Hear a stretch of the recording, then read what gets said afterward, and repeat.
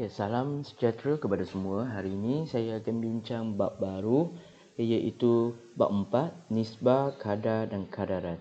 Okay, hari ini saya akan fokus kepada dua saja iaitu nisbah dengan kadar. Sebenarnya nisbah dan kadar saya rasa awak dah belajar di sekolah rendah dan kehidupan harian. Cuma kita tak sistematikkan dia atau kita tak namakan dia dalam bentuk nisbah dengan kadar. Okay, konsep dia kita dah belajar. So, bab ini akan jadi sangat senang. Okay, so, sila rujuk buku teks muka surat 75. Kita akan tengok bab baru. Okay. Nisbah, kadar dan kadaran. Okay. Apakah yang anda akan belajar? Okay, kita akan belajar nisbah, kadar, kadaran. Okay, nisbah, kadar dan kadaran. Hubungan antara, perkaitan antara nisbah, kadar dan kadaran. Okay, dalam peratusan, pecahan, perpuluhan. Okey. Ini adalah pendahuluan daripada buku teks. Kita boleh baca, tengok apa maklumat yang dia bagi. Okey. Dan ini juga melintas zaman. Okey, Vitruvian Man yang dilukis oleh Leonardo da Vinci sekitar tahun 1490 menggambarkan tubuh manusia terterap di dalam sebuah bulatan dan segi empat sama. Dalam lukisan ini, tubuh manusia telah dikatakan mengikut beberapa nisbah dan kadaran tertentu yang dicadangkan oleh seorang arkitek Rom bernama Vitruvius. Dalam bidang seni, nisbah dia sangat penting. Kita panggil perfect ratio. Okay, untuk melukis atau kita menghasilkan sesuatu seni yang sangat baik, dia ada nisbah-nisbah tertentu. Okey, so sekarang kita tengok nisbah. Okey, yang ini memang kena salin dalam buku. Sepatutnya buku latihan awak dah pada saya. So ini buat dalam buku latihan baru. Okey, buku latihan yang kedua. Okey, nisbah. Nisbah digunakan untuk membandingkan, dua kuantiti yang sama jenis. Okay, yang sama jenis kita ukur dalam unit yang sama. Maka perbandingan dua benda tu kita panggil dia sebagai nisbah. Dan nisbah A kepada B kita boleh tulis dalam bentuk dua titik di tengah. Okey, nisbah. So ini dua titik ni adalah simbol kepada nisbah. Kita sebut adalah A nisbah kepada B. Okey, sebut A nisbah kepada B. So contoh satu.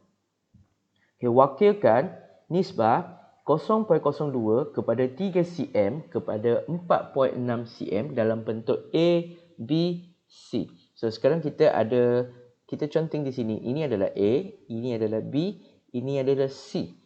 Okay, kita ada 3 bahan atau 3 ukuran tetapi unit dia tak sama. 1 meter, 2 cm. Maka kita boleh pecahkan dua cara. Satu, semua tukar dalam bentuk meter. Satu lagi, semua tukar dalam bentuk sentimeter. Sebab soalan ni tak minta kita nyatakan dalam bentuk meter atau sentimeter. Maka awak akan rasa mana yang lebih senang. Sama sahaja kita buat. Contohnya kalau saya tulis A sama dengan 0.02 meter. Maka B sama dengan 3 cm adalah 0.03 meter. C adalah 0.046 meter.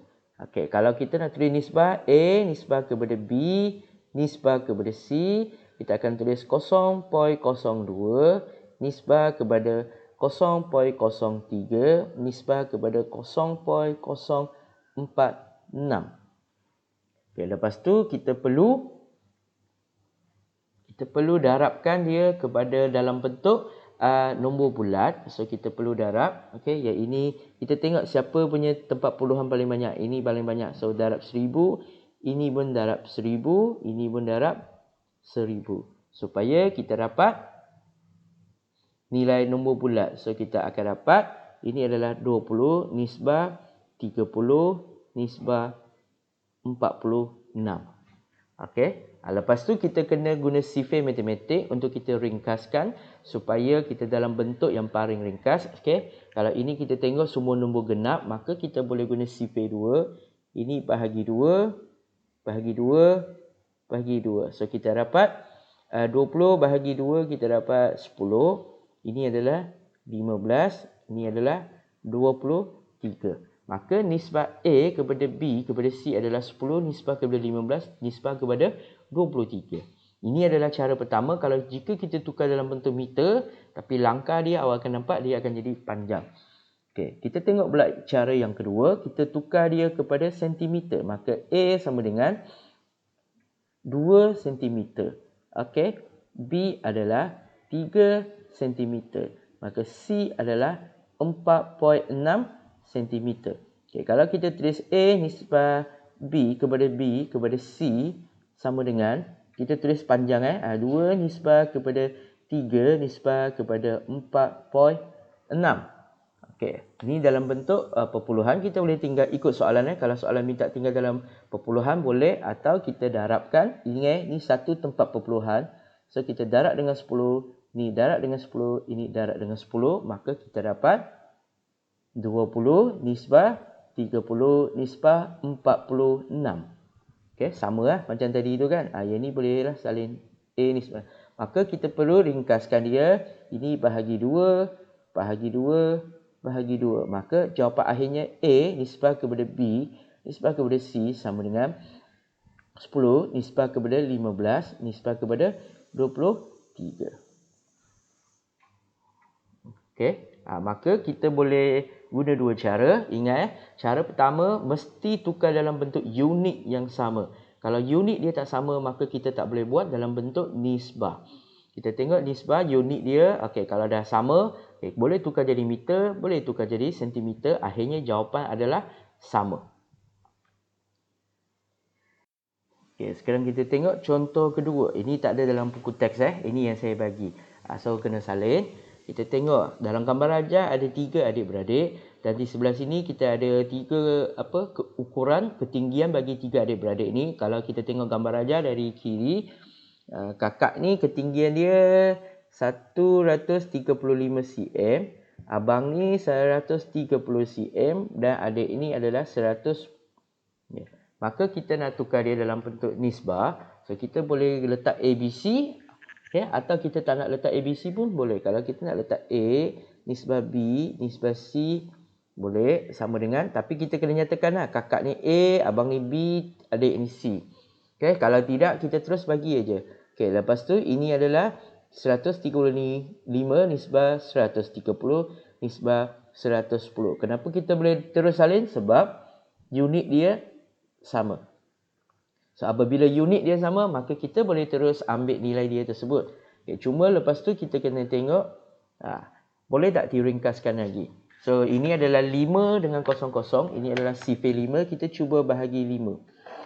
Cuba bahagi 5 untuk kita ringkaskan atau mempermudahkan macam matematik biasalah. Kita cuba 135 bahagi 5 sama dengan 27.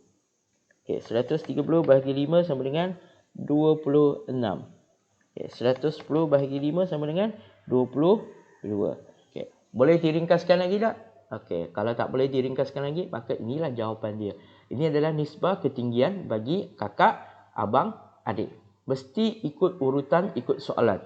Kalau kita label kakak sebagai A, maka ikutlah kakak dia kat depan, abang ke tengah, adik ke belakang. Kalau kita nak terbalikkan dia, adik letak depan, boleh ke tak? Boleh juga, tapi kita kena nyatakan contohnya adik, abang, adik nisbah kepada abang, nisbah kepada kakak. Boleh je, tak ada masalah. 110 nisbah 130 nisbah 135. Tapi kalau kita nak ubah lagi, boleh tak? Abang di depan, adik, semua boleh, tapi mesti ikut nombor yang sama. Siapa kat depan, ikutlah nilai dia. Siapa kat tengah, ikutlah nilai dia. Boleh ubah kedudukan dia, tapi nilai mesti ikut kedudukan yang kita ubah. Soalan pertama langkah pertama kita kena semak unit dahulu, adakah dia sama atau tidak sama. Yang kedua barulah kita susun ikut urutan, letak nombor. Yang ketiga barulah kita memudahkan semua nombor atau meringkaskan nombor tersebut dengan kita bahagi nombor-nombor yang dia sama. Atau kita guna ni nama dia adalah faktor sepunya. Yang kita kata nombor ni sebenarnya adalah yang ini, faktor sepunya terbesar. Kita carilah faktor sepunya terbesar antara 3 nombor ni. 5, maka kita bahagi 5. Boleh guna konsep ini, atau kita congak guna sifar kita aja. Gunalah nombor-nombor yang senang. Sifar 2, sifar 3, sifar 5. Contoh yang ketiga. Siti, ini pun tak ada dalam buku teks. Ini yang saya bagi. Contoh 3, Siti Ahmad Thomas telah menjalankan satu ujian matematik pada bulan Februari 2021. Berikut merupakan markah mereka. Siti dapat 86, Ahmad dapat 68, Thomas dapat 72. Kalau kita perlu nyatakan nisbah markah mereka, saya boleh conteng macam ni. Siti adalah S, Ahmad adalah A, Thomas adalah T. Saya boleh tulis macam ni. Siti nisbah Ahmad, nisbah Thomas sama dengan 86 nisbah 68 nisbah 72. Atau juga saya kalau tak nak tulis semua perkataan, saya boleh guna simbol dia je. S nisbah A nisbah T. 86 nisbah 68 nisbah 72.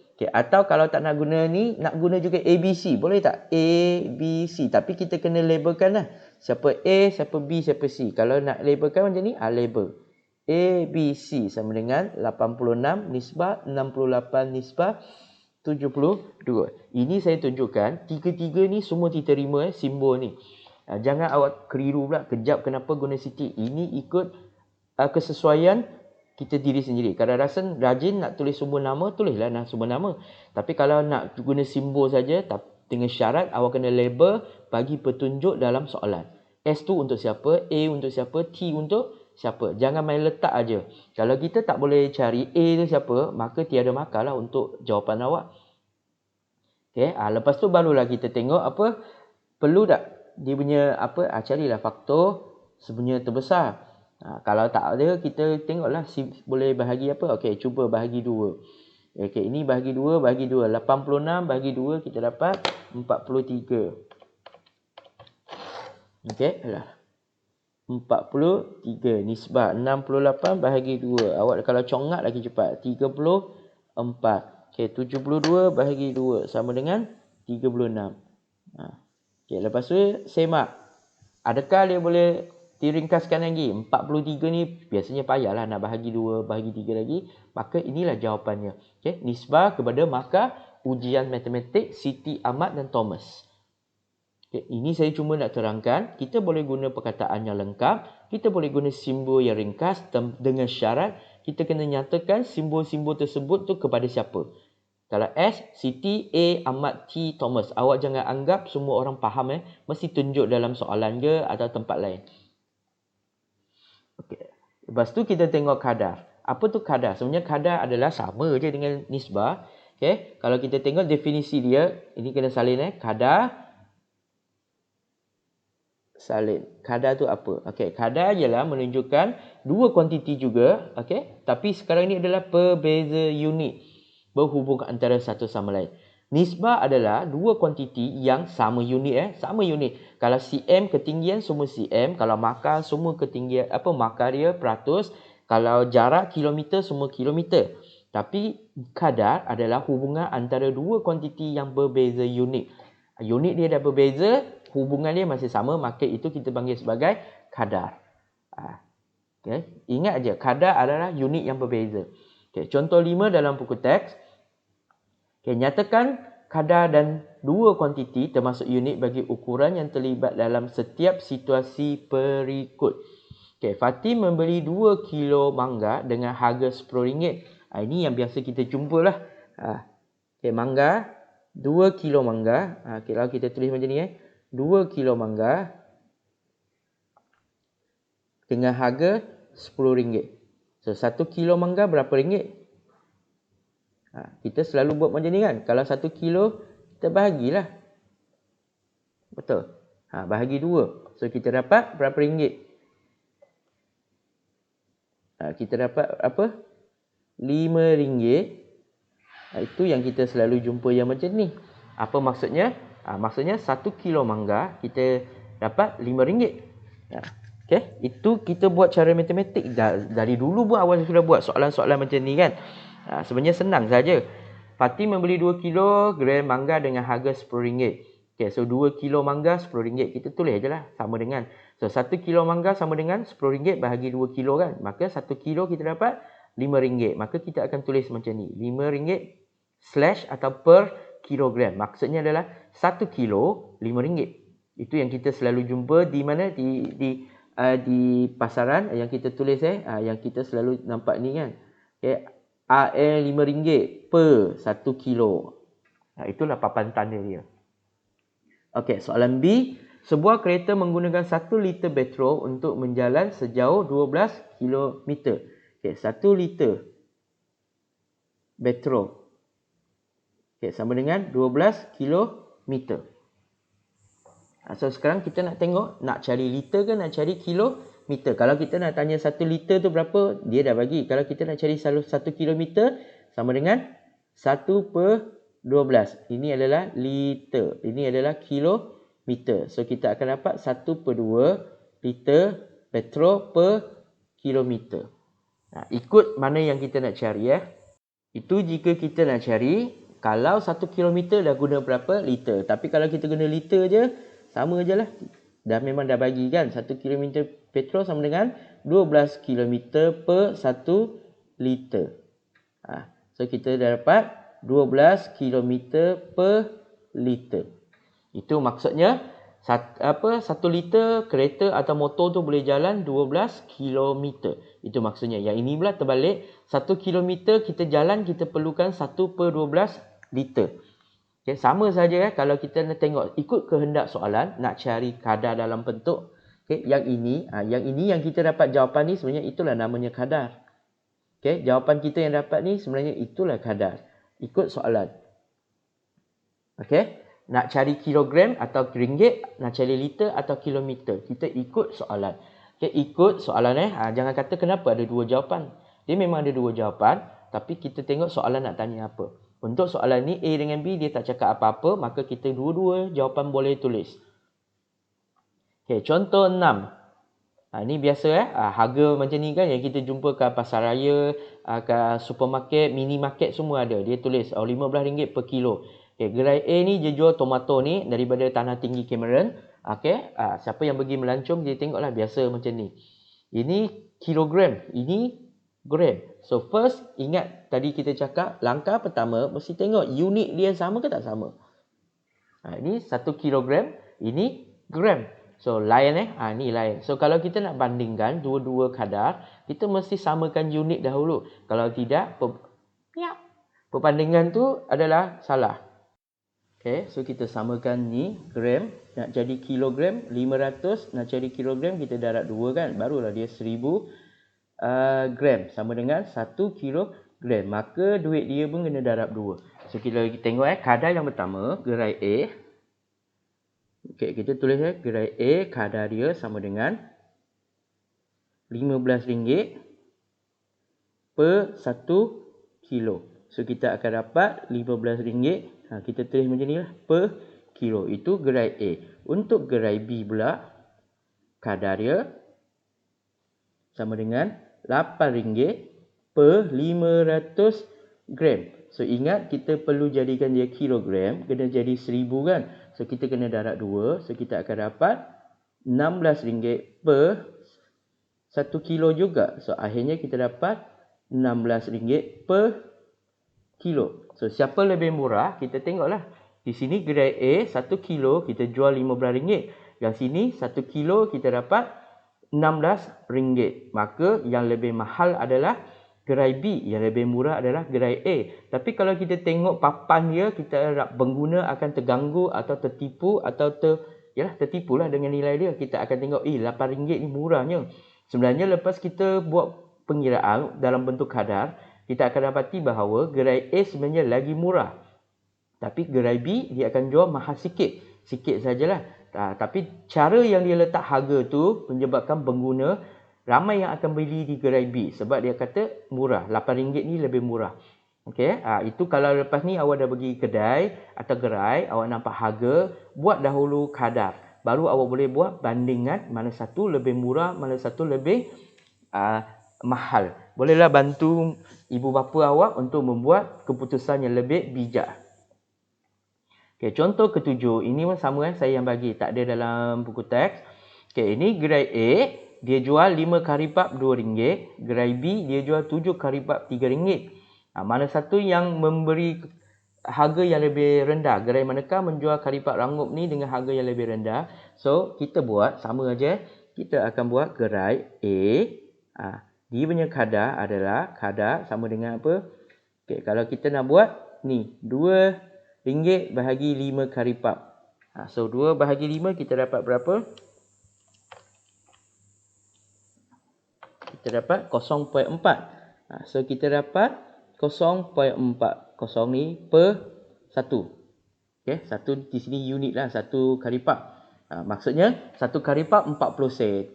Okay, sini pula gerai B, kita dapat kadar dia adalah kadar sama dengan RM3 bahagi 7. 7 ni unit bilangan. Dia tak ada unit yang lain. So, kita anggaplah dia 3. Okay, 3 bahagi 7 sama dengan 0.43. Okay, so kita dapat 0.43 per 1 unit. Maka siapa lebih mahal? So, daripada sini kita nampak gerai B dia lebih mahal sebab satu karipap dia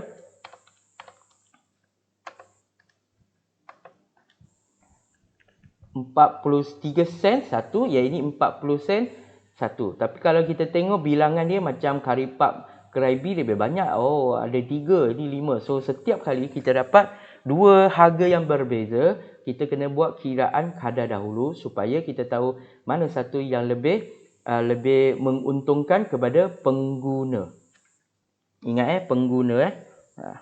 Seterusnya kita tengok latihan. Dalam buku teks ada latihan 4.1a. Okay, sila cuba buat. Soalan ni semua senang-senang saja. Senang-senang saja. Cuba buat.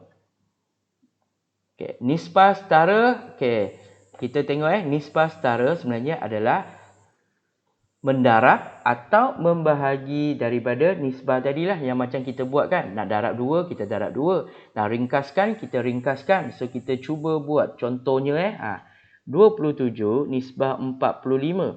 Boleh tak kita ringkaskan? Kita cuba bahagi sifar 3 bahagi sifar 3. So, kita dapat berapa? 9 nisbah 15.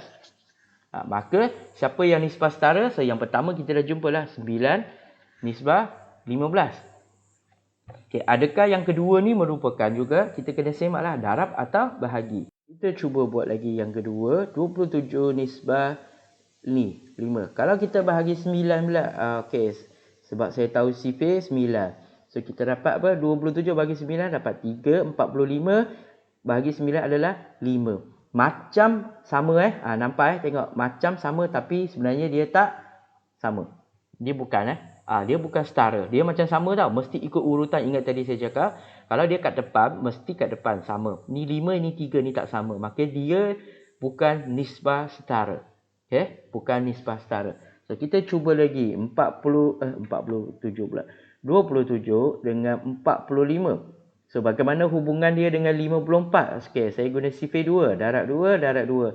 27 darab 2 adalah 54. 45 darab 2 adalah ni. Maka ini adalah nisbah setara.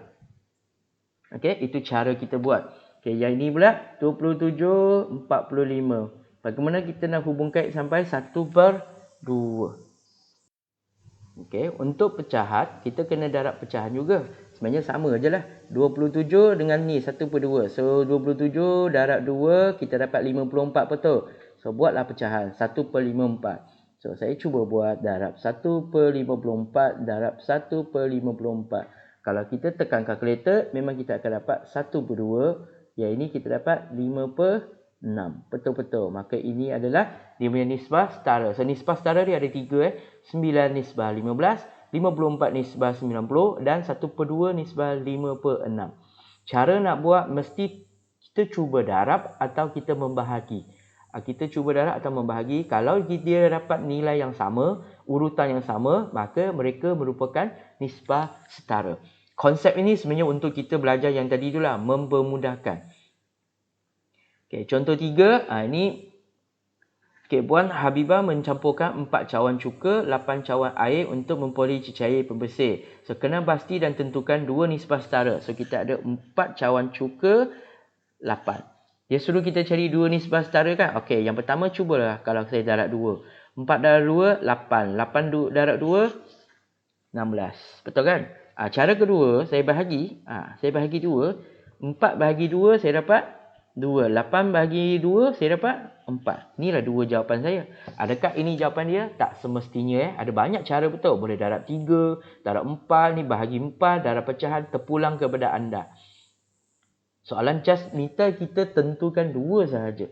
Gunalah cara yang mana-mana yang kita suka. Darab ke, bahagi ke, darab berapa banyak, nak bahagi berapa banyak, terpulang kepada anda. Okay? Ikut kehendak soalan. 2 sahaja.